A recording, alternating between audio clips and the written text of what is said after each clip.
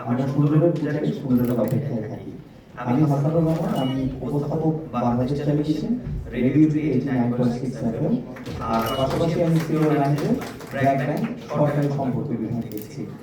আর বিতর্কের সাথে হাতেখড়ি একেবারে ছোটবেলা থেকে স্কুল বিতর্ক করেছি, তারপরে কলেজ পর্যায়ে আমি বিদ্যার্থী ছিলাম এবং সভাপতি হিসেবে দায়িত্ব পালন করেছি।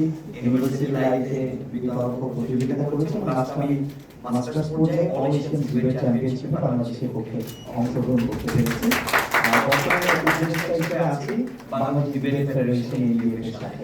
এই ছোট পর্যায়ে এখন আমরা বিতর্কের মানুষ, সুতরাং বিতর্ক নিয়ে বলতেই বেশি ভালোবাসি।